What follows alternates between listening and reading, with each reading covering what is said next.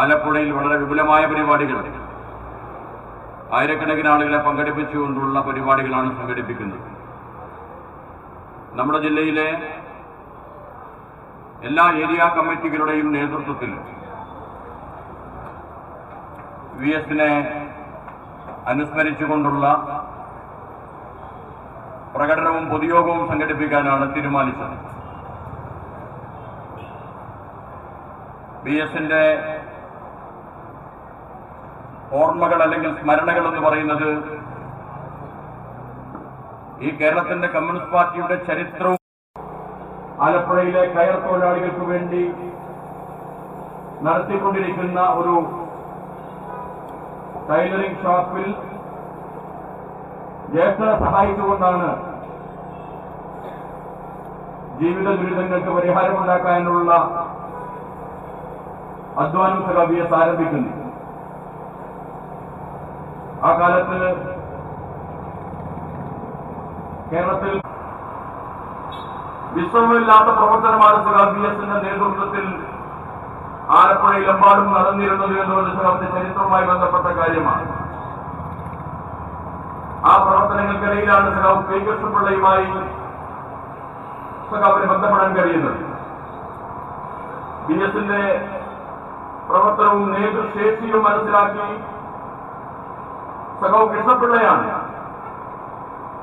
കുട്ടനാട്ടിലെ അടിമകളെ പോലെ ജീവിക്കുന്ന കർഷക തൊഴിലാളികളുടെ മോചനത്തിന് വേണ്ടി കർഷക തൊഴിലാളികളുടെ പ്രസ്ഥാനമുണ്ടാക്കി അവരെ അവകാശബോധമുള്ളവരാക്കി മാറ്റി അവർക്കിടയിൽ ശക്തമായ സംഘടന കെട്ടിപ്പടുക്കാൻ ചുമതലയേൽപ്പിച്ചുകൊണ്ട് 5 രൂപ നോട്ടെടുത്തു കൊടുത്ത്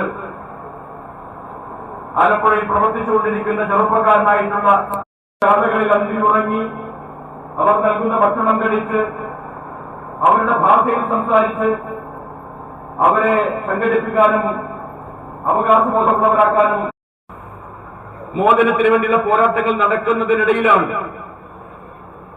നമ്മുടെ രാജ്യത്തെ സ്വാതന്ത്ര്യ സമരവുമായി ബന്ധപ്പെടുത്തുന്ന ഇന്ത്യയിലെ ഏറ്റവും സംഘടിതമായിട്ടുള്ള തൊഴിലാളി വർഗ പ്രസ്ഥാനത്തിന്റെ പോരാട്ടം SRCPയുടെ അമേരിക്കൻ മോഡലിനെതിരായി അമേരിക്കൻ മോഡൽ അറബിക്കടലിൽ നിന്ന് മുദ്രാവാക്യം ഉയർത്തി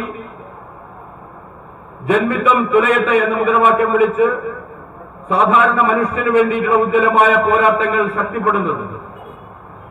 ആ പുനഃപ്രവലാർ സമരത്തിൽ ബ്രിട്ടീഷുകാരുടെയും അതുപോലെ തന്നെ ദിവാന്റെയും ഗുണ്ടകളോടും പട്ടാളത്തോടും സായുധ സേനയോടും ഏറ്റുമുട്ടി ഉജ്ജ്വലമായ പോരാട്ടം നടത്തിയ രക്തപങ്കിലമായ നിരവധി രക്തസാക്ഷികൾ സൃഷ്ടിച്ച ആ ഉജ്ജ്വലമായ പോരാട്ടം ഈ കേരളത്തിന്റെ സമഗ്രമായിട്ടുള്ള പിന്നീടുള്ള പുരോഗതിക്ക് അസ്ഥിവാരപ്പെട്ട ഒരു പോരാട്ടമാണ് നമുക്ക് കാണാൻ സാധിക്കും.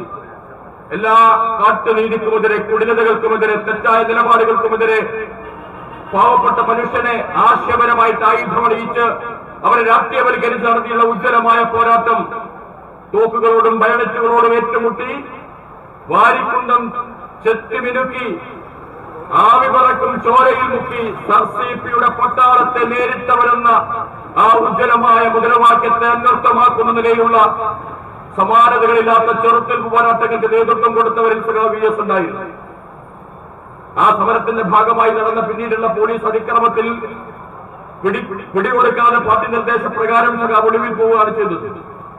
ഒളിവിലിരിക്കുമ്പോഴാണ് സഖാവിനെ അറസ്റ്റ് ചെയ്യുകയും ജയിലിലടക്കുകയും ചെയ്തതിന് 5 വർഷക്കാലം ദീർഘമായ ജയിൽവാസവും പീഡനവും ബയണറ്റിന്റെ ക്രൂരമായിട്ടുള്ള കുത്തേറ്റ് സഖാവിന്റെ കാൽവെള്ളകളിൽ ഉള്ള പാടുകൾ ഇപ്പോഴും സഖാവിന്റെ അവസാന കാലത്തും സഖാവ് പത്രക്കാർ വന്ന് സംസാരിക്കുമ്പം കാണിച്ചുകൊണ്ട് നമുക്ക് ഓർമ്മയുണ്ട്.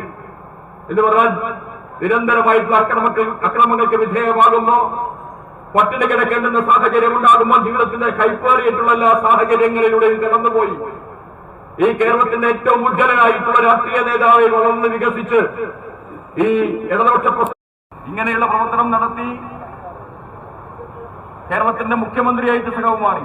2006-11 കാലത്ത് കേരളത്തിന്റെ മുഖ്യമന്ത്രി പദവിയിലെത്തി താൻ പ്രതിപക്ഷ നേതാവായും പാർട്ടി സെക്രട്ടറിയായും പാർട്ടി നേതാവായും വളരെ ചെറുപ്പം മുതൽ ഈ പാവപ്പെട്ടവന് വേണ്ടി പ്രവർത്തിച്ച അനുഭവം മുന്നിൽ വെച്ചുകൊണ്ട് ഇവിടുത്തെ ഏറ്റവും സാധാരണക്കാരായിട്ടുള്ള മനുഷ്യനെ മുന്നിൽ കണ്ടുകൊണ്ടുള്ള ഭരണ നിർവഹണമാണ് സഖാവിന്റെ നേതൃത്വത്തിൽ നടന്നത്.